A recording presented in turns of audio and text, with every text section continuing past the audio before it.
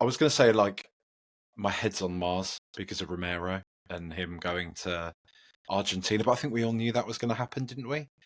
And when the news actually broke that he was going, I kind of got over it immediately in a way because it's just such an inevitability. What do you reckon about it? Where are you at with it? I went through the anger stage when it was a theory, wasn't it, about a month ago when everyone was like, "Oh, when," sort of jokingly saying, "Oh, when's the next Argentina international?" Oh, it's mid-March, and then you started to see like his prognosis for his injury, and it's like, well, it looks like it's probably going to happen, and it became a bit of a joke and a bit of a meme. Then it looked like it was it was perfectly aligning for it. And it's not that I don't care, because we should care. I just think I'm a little bit bored of the kind of, it's the latest culture war, isn't it? I just can't really be asked to get too involved with it. It's funny, like it is funny how it is lined up in this way, in the way that we all joked about. But at the same time, look, we've had a shit season. We've had a real struggle this season. He's been injured for half of it. He was also injured for about a third of last season as well. The season before that, he had a month where he was injured before the World Cup. Then he went straight off to the World Cup and, fair enough, won the thing. But 3 seasons in a row where it's like, I know that this is lined up and it's a bit of a joke, but at the same time, it has lined up sort of 3 seasons in a row where you've come back at the exact right time for Argentina. But for Spurs, you might need that extra week or 2 just to recover. If you're at work, right, and you've got someone who's been on long-term sick for a year and they come back and then 2 weeks later they go on holiday, legally they've not done anything wrong and you can't really be pissed off at them officially, but you're going to be a bit pissed off at them, right? You're going to feel like, hold on, we've been sort of holding the fort here for 12 months and you're swanning off again 2 weeks later. That's all it is with Romero, I think. I think as Spurs fans, we're looking at it like we've been on our knees for 2.5 months, especially in his position. If it wasn't for Mickey being injured as well, it'd probably be a little bit less, or it'd feel a little bit less of a piss take. But as it is, you do sort of feel like, oh, come on, mate. Like, come on. I know you care. And I think it's fair to say that he probably does care about Argentina more than Spurs. Probably most of our players care more about their national team than they do about Spurs. That's just how it is. I think being real, I think most footballers care about their national teams more than they do their club teams. Say so, I think really. Yeah, Other than Ben White. Yeah, there's going to be exceptions, but I think particularly for national teams, like Pochettino used to be all about it, didn't he? He loved the fact that his players were being called up for internationals, and I think there was talk, one of Kane's various injuries, and they were talking about like, would you ever pull him out of a squad? And he was like almost offended by the question, because he was like, well, no, this is their national team, like they should want to play for their national team. So I'm sure it's maybe got some nuance in different countries, but certainly for Argentina, it seems as if they would fly through heaven and hell just to play for Argentina, and you kind of have to respect it in some senses. But as a club fan, as a fan of Tottenham Hotspur, I should say, fully, it's a bit annoying. But what are you going to do? The thing is, I mean, like we don't care. I think his English players love playing for England, but we just call them gammons. Do you know what I mean? That's Harry Kane would go on about how much he loved playing for England, what a great honour it was. James Maddison does it, and we just call them Brexit. It's one of those things that here's an interesting fact that Lee Jr. Lee 71 Jr. sent to me the other day, which was the last time Romero played a full half of football was for Argentina in November, 4 months ago. Since then, we've played 25 games and he's managed 15 minutes for Tottenham, which, I mean, I'm so torn on it. It's nothing to do with the fact that I have any sort of Argentinian heritage. I couldn't care less about that at all. I'm a Spurs fan and I want the players playing for Tottenham. The reason why I'm torn is Argentina, of course, are going to call him up. He's one of their best, if not their best, centre-back. Rather have him than Martinez, I'll say. He's their best centre-back. He's one of their best players. He's a World Cup winner. Of course they're going to call him up. They've got no obligation to Tottenham whatsoever. There are people saying, the Argentinian FA should do the right thing. This is the right thing for them. They don't right? care. Like what? Yeah. Exactly. They don't owe Tottenham a thing. Well, I mean, someone might break it down and say, well, we rehabilitate him and all that type of stuff. But whatever. A national team owes a club team nothing. In my deluded way, I kind of feel like the onus should be on the player, and I do feel like, I would like to see the player. I'd like to see Romero say, do you know what? Maybe I shouldn't be flying halfway around the world to go and play for Argentina when I've literally played 15 minutes for Tottenham since I last played them. And yeah, he'll probably play against AZ Alkmaar and he might play on the weekend. But he's not really up to speed for Spurs. He's not really been able to give his all as the vice captain of the club. It just feels a bit off. But also I appreciate he's going to go. He's going to play for Argentina. He's not going to pass up the opportunity to get the last few minutes. I think a lot of the draw for a lot of these players, as well as representing the national team, is to play alongside Messi again. I think because he's, everyone knows he's on borrowed time, really. He's, 35, 36 now. At least playing at the sort of level he does, it's not going to take much longer. I can get over it. It's a frustration, but it's no more a frustration than when Harry Kane used to go and play for England with his glass ankles, and we knew he was half fit as well. I think the bigger thing for me with Cristian Romero, and this is a sort of the point I started to broach on Twitter with mixed response. Twitter, who'd have thought? Is the fact that this is a guy that I believe has missed, I think the figure that's going around is 76 or 78 maybe now games for Tottenham, and has played... Yeah, it's about a third, I think, he's missed. So I think... Yeah, he's just over a third. And I think he's played about, I want to say, off the top of my head, it's about 112 games for Spurs. Yeah, it sounds he's about missed right. About 76, 78 or so. We're bordering 1 in 3, probably. You're better at maths than I am, but, it's 1 in 2.5 or so. Between a third and half, somewhere. No. Not a reliable player, man. That's not somebody you can build a defence around. And that's the more awkward conversation to be had about Cristian Romero. It's not whether he wants to go and play for Argentina or not, because, Kevin Danso is going to want to go and play for Austria if they call him up. It's no different. We've got the same problem with Mickey as well. But and the fact that they both play centre-back and they're supposed to be our partnership, both of them have missed a really significant amount of games over the last 2 seasons. And as you say, you can't build a defence around that. You have to... At some point, you have to make a bit of a decision, and the decision for Romero might be a financial one. If we get an offer in the summer, he's got, 2 years left on his deal? No, and he ain't signed a new deal with us, is he? Let's be real. I've not really warmed to Romero particularly since he joined. I can appreciate the merits of having him. I think he's good. It's great to have his aggression at some points. Sometimes it does cost him. I've seen a lot of this. I think that some people are sort of over-intellectualizing someone like Romero. Like, if you can bring up the stats about the number of red cards he's had and his disciplinary record being better than it was and stuff, but ultimately he still does make decisions that on another day, on another split second, or if he's just out with his timing, it's a tackle that would see him get a straight red. He's done it a few times. If there's compilations going around about it. Yes, you can't take aggression and you can't take that out of a player and expect them to be the same player. But ultimately, he is always on that line for Spurs. And I think we haven't yet been in a situation with Romero where we've been in a really high-profile game. Say we get to the semi-finals or the finals of the Europa League.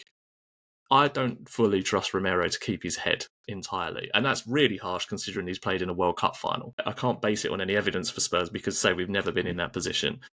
But if you ask me, who would I rather to play at centre-back in a cup final, I think I'd go for Danso, a fully fit Danso, over a 75-80% fit Romero, who, if things aren't going his way, might do one of those kind of scissor tackles that he does from the start, when he just spreads his legs like a Schmeichel save from the 90s when he just spreads his whole body and flies into someone. So you only need one of those to go wrong in one of those sort of games and you're fucked completely. And I don't think we can really run that risk. So I don't feel it with Romero.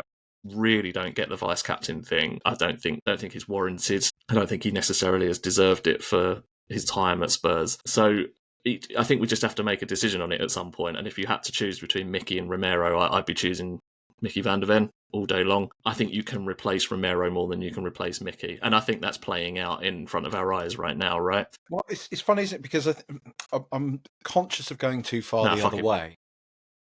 Leave him there. Send him to Argentina. If you love it so much, pal, stay there. We won the Falklands, all right, mate. Maggie Thatcher moshing for the Falklands.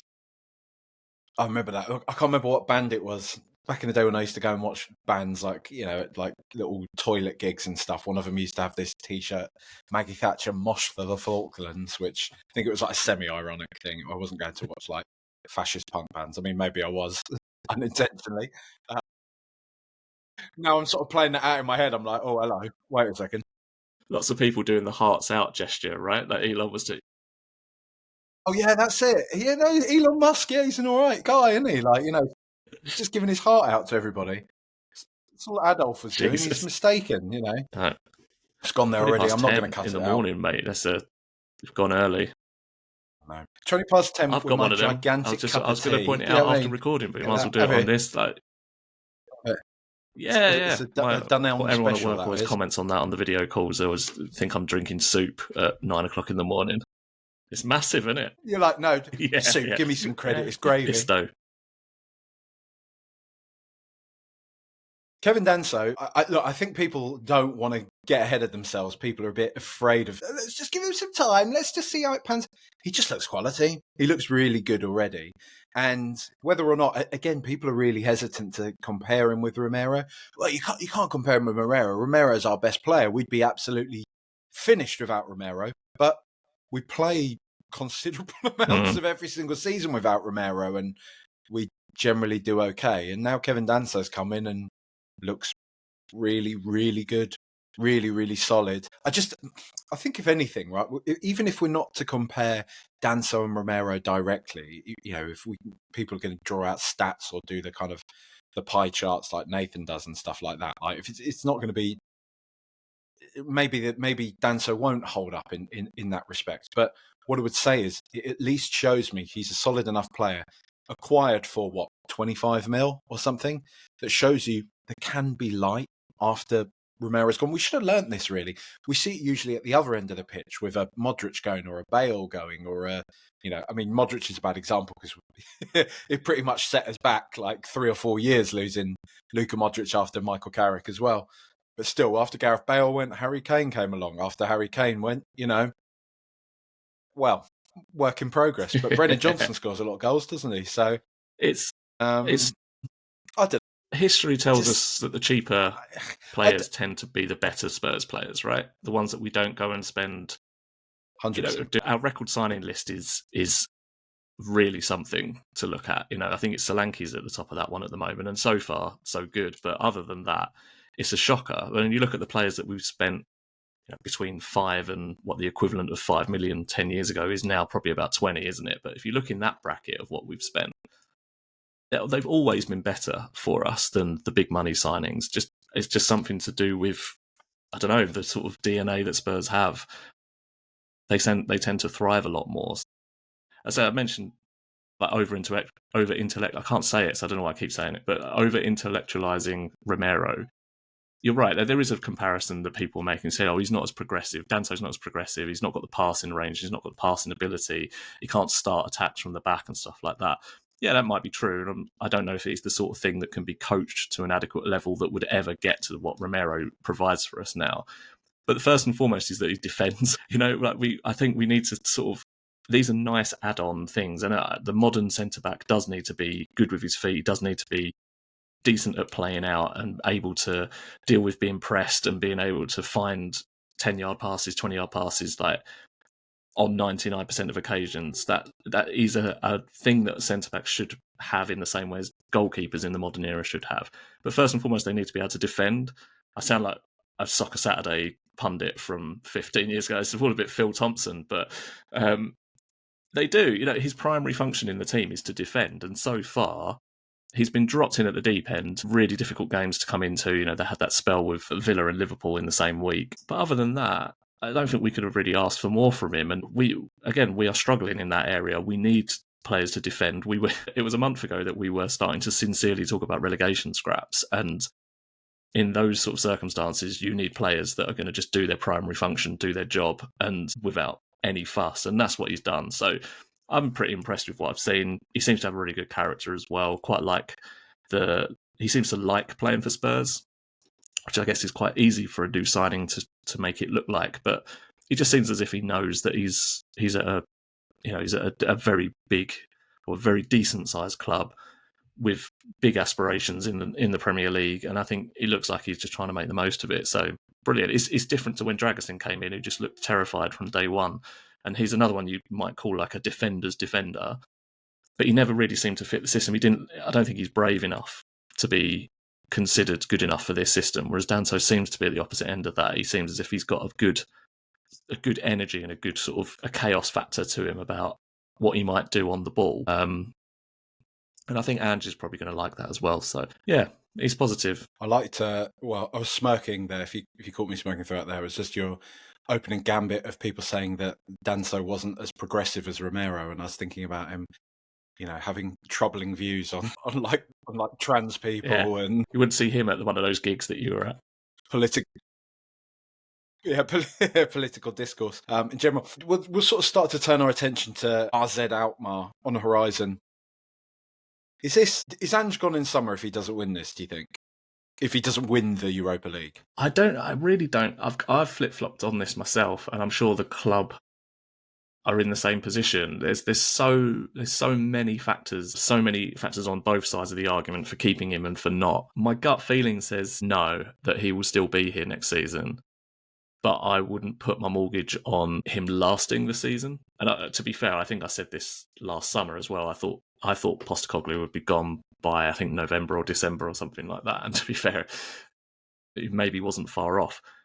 But I don't think we can necessarily judge just on winning or not winning the Europa League. I think there's so much more to this season. Again, on both sides of the argument, like he hasn't had a full squad to work with for pretty much 50-60% of the season, and those players coming back is obviously really positive, but I don't think we can drop them into a Europa League campaign and just expect their level to be, expect them to be 100% and carry us to victory. They're going to be getting up to speed for pretty much the rest of the season, given the nature of the injuries that they've had. So I think all of that said, I don't think we are as nailed on for Europa League success as it's being touted, certainly by the bookies. And therefore, I just don't think we can really say Ange's job hinges on it. It looks as if we're going all out for it, which is good. That's a positive sign. It looks as if we're starting to rest players in the league, partly because we've got the option to now, but just it feels as if there's a little bit more thought process going into who do we need fresh, and how are we going to approach the Europa League with the league season still going on. I still just don't really back us to get to a final and beat a Lazio, say, with the current squad. So I don't think it relies on him winning the Europa League. I think if he wins it, obviously he'll stay. If he doesn't win it, if we go out to AZ, I think that's when questions would need to be asked. But if we get to the semi-finals or the final and don't win it, I think you probably argue that league season disaster, FA Cup, Villa away. When you look at how the draw has opened up, sickeningly, we got dealt a bit of a bad hand by having to go to Villa away with the injury crisis that we did. Liverpool in the semi. Of course, City is still in there, though, aren't they? Do you know what I mean? You could still say we might beat them in a one-off game. We've beaten them twice this season. Yeah. But Liverpool, obviously, second. We beat them in the first leg, went to Anfield with even worse injuries than we had in the first leg and got knocked out. So you could argue that was bad timing. You could argue the league obviously just suffered naturally because of the amount of injuries we had and in the positions that we did. Europa League, probably need to start thinking about the latter stages, but at the same time, we've never made it past quarter-final of Europa League.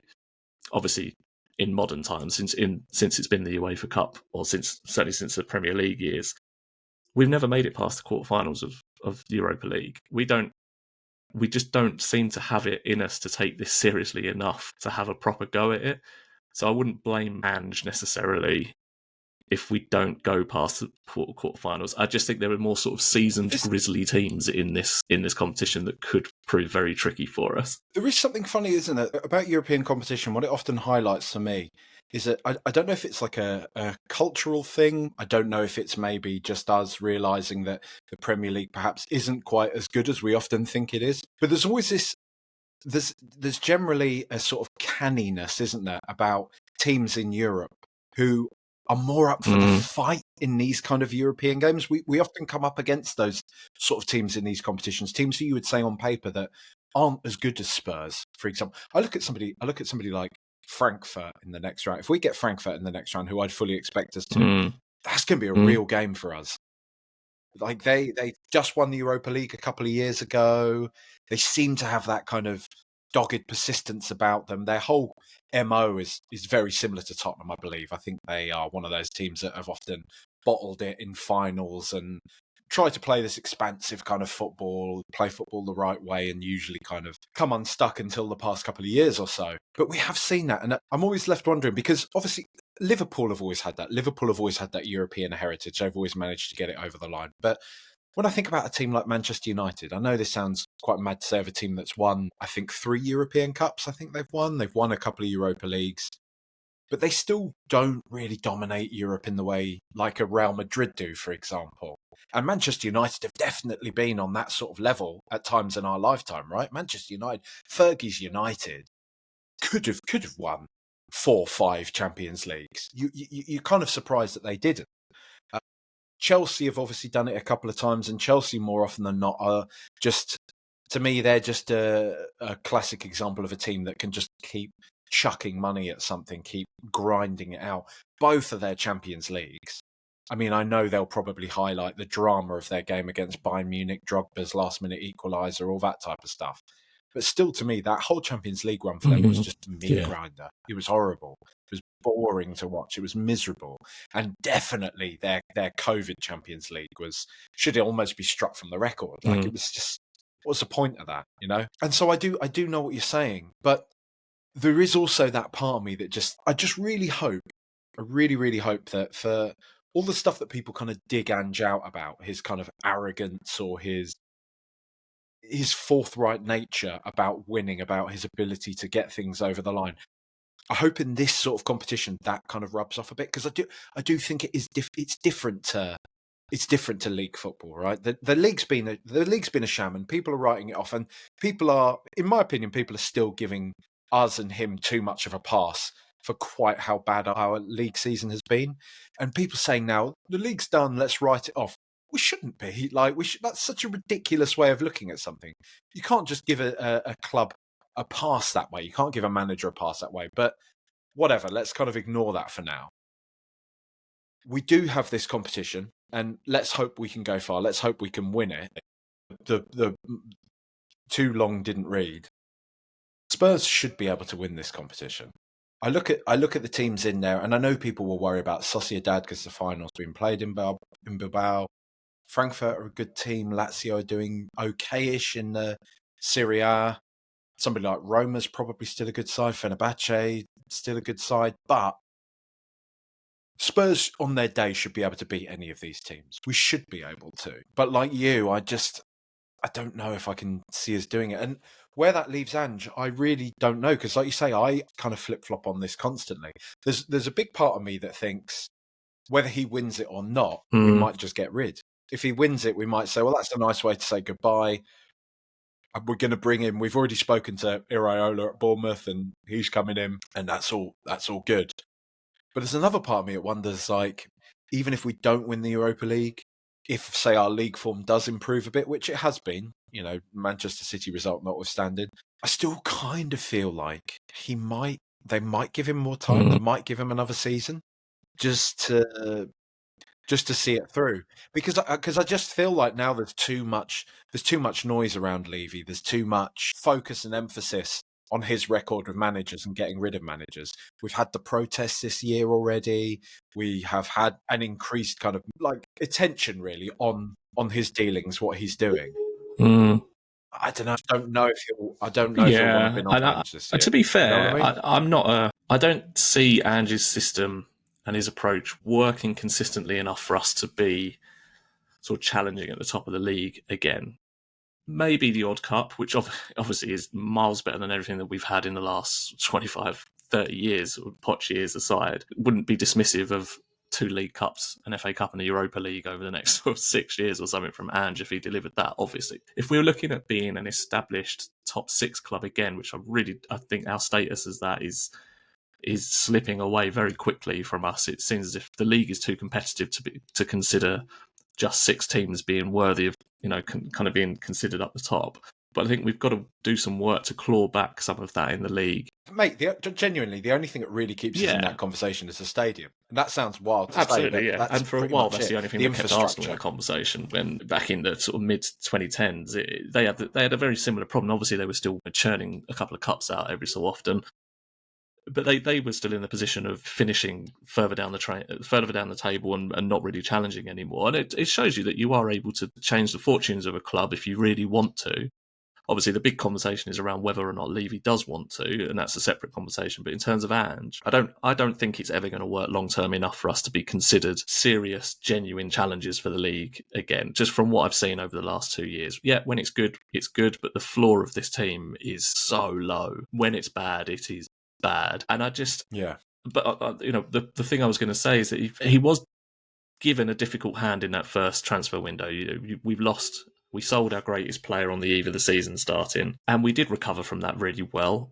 I think this season has been a harsh lesson in squad building. I think we reduced the amount of players that were available to us or that Ange was prepared to pick.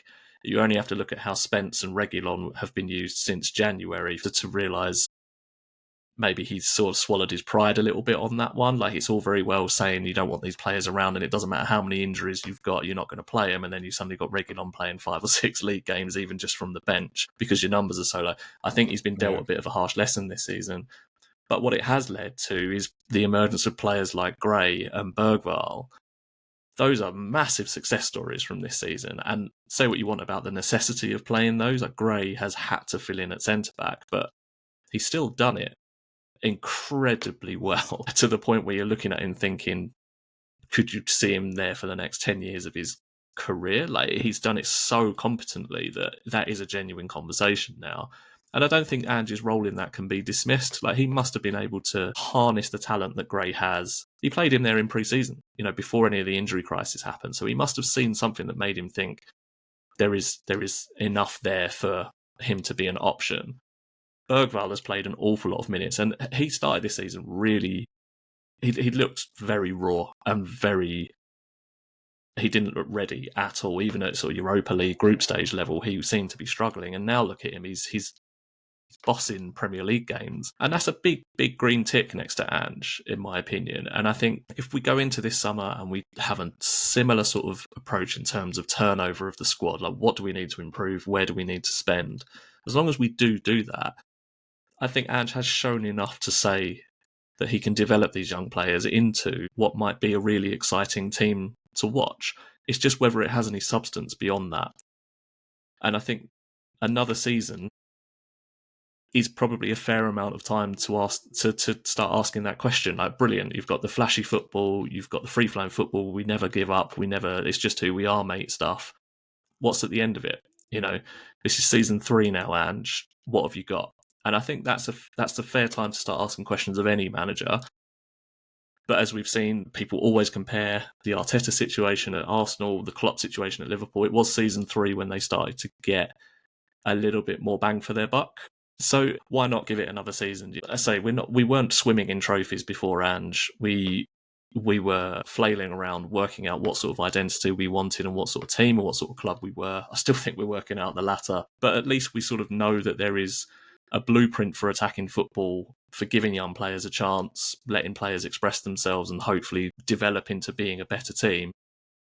It's just whether or not that amounts to anything that the club deem as success. And I guess we need to define what success is. Is it getting back into the Champions League? Is it getting back into the top 6? Is it winning a trophy by any means necessary? Yeah, I still don't really know, but I'm fine with the idea of giving Ange that extra season, given the success stories of this season and last season. It's fair to give him season 3. But like I say, I wouldn't be surprised if we end up in a similar situation in November or December where we've got half a team out. We haven't replaced adequately. He's getting snippy with the press. He's already getting a bit snippy in public now. And you just wonder if it might just get to the point where he's like, fuck this. And we say the same. And it all just sort of blows up. But we just come to the agreement that this isn't working. Nobody's happy. Let's just finish it. And he goes mid-season.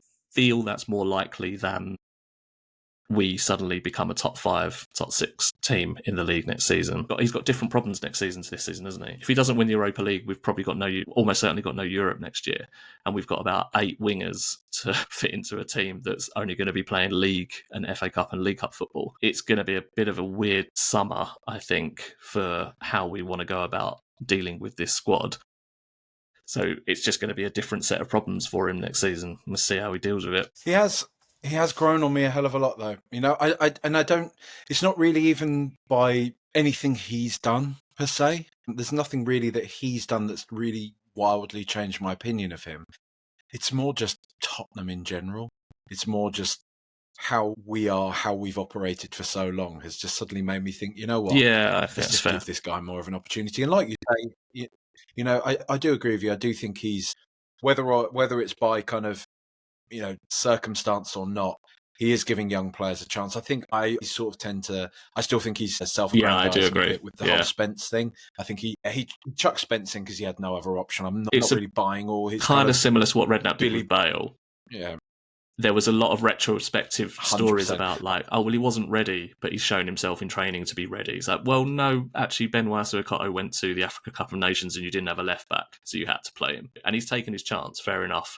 But I'm with you on that one. The interesting thing will be, because I think a lot of people, and I'm sort of one of them, worries that he might still see Udogie and Porro as his best partnership. With everybody fit now, we might see Spence relegated to the bench, which would be, I think, would be a catastrophe. The team looks so much better with Spence in it. I think it's impossible to argue that we're a better team without Jed Spence. I don't know. I agree. Yeah, totally. Properly, I don't think Porro's shown.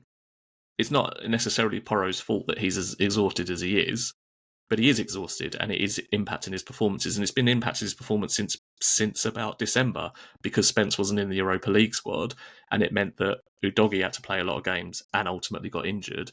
Porro's played a lot of games and his body stood up to it, but his form is in the toilet right now. I agree. I don't think you can drop Spence. I think he's arguably at the moment the most important player to Spurs. You know, that is mad for a 100%, fullback, 100%. But in the same way as at some points Trent is probably the most important player for Liverpool because of the role that he plays and the way that he steps into midfield. Spence does quite a similar job for us from the left or the right as well. That's the other thing. Like, he can play either side very, very well, very competently. I don't think you can leave him out. I don't know who I'd drop if everyone was fit and we had a cup final tomorrow. I don't know who of Udogie or Porro I'd drop. It probably would be Porro, but I do understand that he's in there for his crossing ability, and when Solanke's back, that, you know, does pay itself back. But I think Spence's first name on team sheet. Were you just out of interest? Where were you on him being rested for the Manchester City game?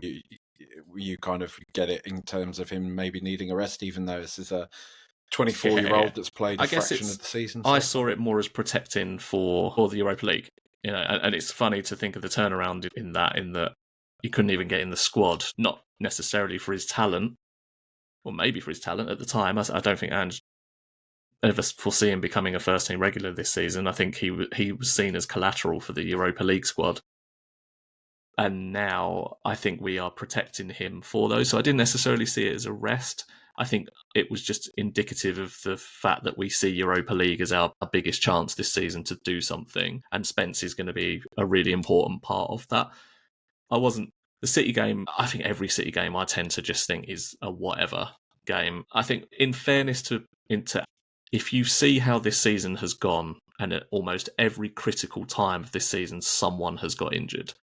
And I don't blame him for being a little bit squeamish about some of his best players when it comes to our league games that at the moment you would argue don't really matter all that much. If he played Spence and he got injured, even if it was just a contact injury and got a knock, he'd be kicking himself. So I don't think it's going to be the last time we see this. And I to be completely honest, I don't care as long as those players are available for the Europa League. So yeah, I wasn't too fussed. I know that you were unhappy with it. I was fuming, but then I got over it the second the game. And that's how I kind of find, maybe it's just an age thing, but that's how I find myself a lot of my Tottenham rage now.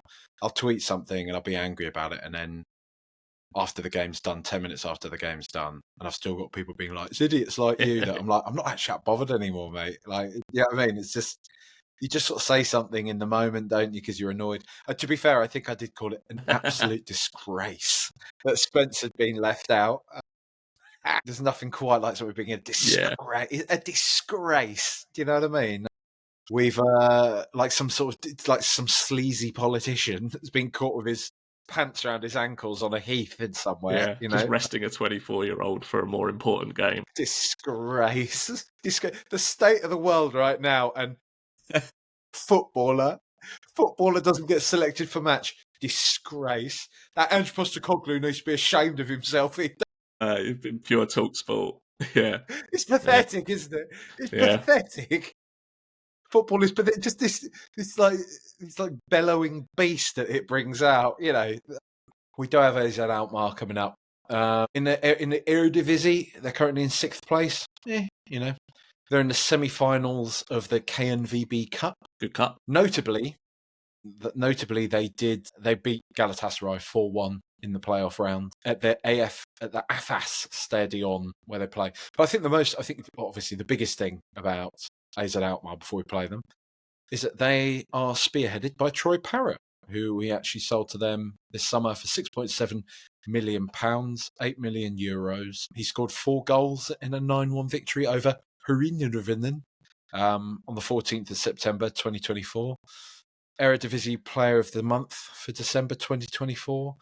In the league this year, 23 appearances, 12 goals, 7 assists. In the Europa League, 10 games, 4 goals, 1 assist. You know, he's seemingly a decent player. I think we all knew he was a good player, or at least had potential. Never really showed it at Spurs. Never really got the opportunity, you might be able to say. But we hear stuff about behind the scenes, whatever. It is an added factor, though, isn't it? It is an added factor that we do have a striker who is capable of brilliance, who probably has a point to prove. Harry Kane has made a lot of his career off the back of being a striker with a point to prove. The amount of goals he scored against Leicester, the amount of goals he scored against Arsenal, and he's always spoken about the fact he's gone into those sort of games with a bit of a chip on his shoulder against the teams that never really sort of backed him. Are you concerned about this AZ game, or do you sort of still think we should? Yeah, we should get be it fine. Over the line. We played him earlier in the season, didn't we? It was the Richarlison penalty, the 1-0. It wasn't a great game, but I seem to remember us being fairly comfortable. And I think Mikey Moore was his kind of breakout performance. He had a really good 10-15 minutes in the second half, and I think he should have scored a couple of goals as well. I'm sure it was that game. I'm sure it was 1-0. And I didn't really see anything there that was particularly concerning, I think. So I think we should be fine over 2 legs. I think that Troy Parrott is an added factor. I think if he's going to score it, it's going to be against us. But you've read out his record there. It's not that's not a bad return for the Europa League, 4 goals in 10 games. It's someone that we've obviously got to look out for. But really, come on, we should be fine. In particular, if we are resting players for City, there's going to be like Sonny, for example. Since Ipswich, he didn't start against City, but he came on, didn't he? He came on towards the end, 15-20 minutes out of him. I think we've seen a few times this season that when he's had a rest, Ipswich is a good example. Elfsborg was another example where he's had a little bit of a rest before them, and he's had a really, really impressive first 45 minutes where he's just sort of blown teams away, and he's shown us what the old Sonny, if you like. And so it wouldn't surprise me if we do start really fast and get ourselves an early lead, and then something to build on from there. I don't see it being particularly kind of cagey or anything like that. I think we should be fine, really. It's exactly what you said, though, that kind of, in Europe there are these teams, and it's not necessarily that AZ are an example of it, just any team that we come up against in Europe. We just don't seem to have that, even considering the Champions League run that we had. We just don't seem to have it sort of ingrained into us to play the situation. Do you know what I mean? Like, we don't, in the way that Liverpool, if they go into like a second leg and they know that they've got to do X, Y, Z, they seem to plan for that situation. Whereas Spurs, it's almost as if we plan the exact same way, and if it happens, great.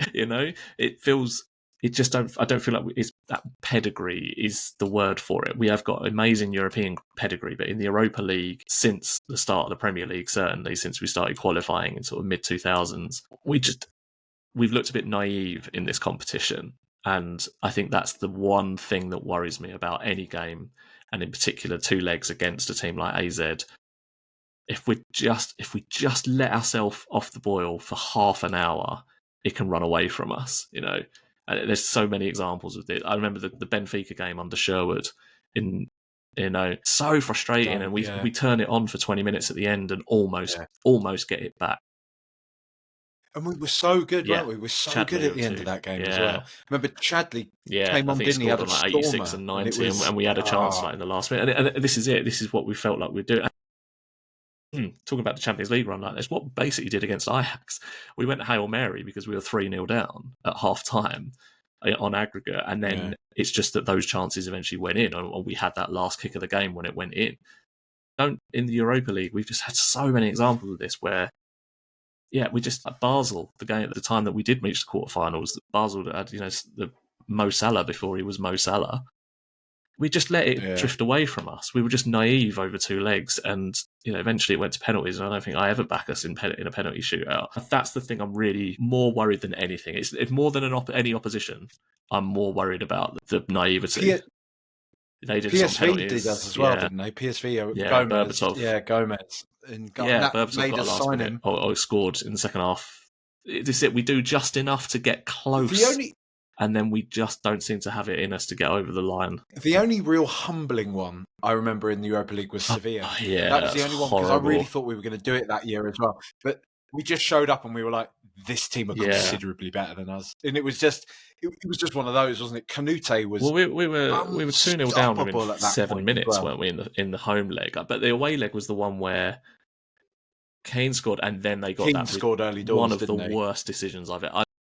It's my introduction to being fuming about a referee. I don't think I'd ever been annoyed about a referee in any game. I just didn't really seem to notice them. It just wasn't a thing on my radar. But that was one of the worst decisions I have ever seen. And I think Paul Robinson is still pretty cut up about it. He still mentions it in a couple of interviews. If he ever does stuff for Spurs, he'll mention it. It's just the cleanest save, tackle, whatever you want to call it, that you could ever see. Got the ball went in a literally completely different direction. And then, they got back into the tie, and then we never recovered. But it's just another example of us just having these games where we should be peers with these clubs. We should be on a par with them. Look at the teams that we've gone out to in the Europa League since probably 2010. Well, before that, Sevilla, Dortmund. Who's that? Remember? Was it Sheriff or somebody who was it? We lost to when Dele Alli got the red card, when we got knocked out of the Champions League and fell down. I can't remember which one it is, but that Ghent, just that was half an hour. One of them chocolate ones. It's in Belgium. That was it. I just want to say a Belgian team. I'm not being racist. Like genuinely, I'm merely being xenophobic. Another good example. Half an hour of total fucking Tottenham bullshit, and we're out. And we don't have time to recover, and we don't have the sort of that fortitude to recover and that nous to really say, right, what the fuck's going on here? Put a stop to that, get a grip of the game, sort yourselves out. And I think that naivety coupled with Ange's sometimes slightly dodgy approach in that area of just keep doing what you're doing, just keep going, keep attacking, I don't care what the score is. I think, come on, man. I think you do have to compromise those principles a little bit when it comes to 2-legged knockout football in Europe. There are teams out there that are better at this than you and have been for a very long time, and who will see Spurs as a target. They will know that we will give them those chances. That's the thing, isn't it? I said this on another podcast. I said it on Hometown Glory a couple of weeks ago. I don't fear anyone in the draw, but I don't think anyone in the draw would fear us necessarily. They'd be wary. We should all be wary, but I don't think they look at us and go, well, that's a loss, Because it's all wrapped up in... No, because it's all wrapped up in Tottenham get battered everywhere they go banter, because that seems to transcend everything. And maybe we can play that to our advantage. If Ange is who I think he is, if he's the type of manager that, we've been told about and we've all heard about, who uses this external noise to build a case as to why we should be winning stuff, why we should be, taking charge against other teams, then he will be saying that. He'll be saying, look, these are all taking the piss out of you. Look at the darts. Madders, you're always at the darts. They're always singing about you lot. They're singing about how you get battered all the time. Go out and show them, And I think nice, that's wouldn't it? what we got to hope for. It would be nice. It would be nice. Right.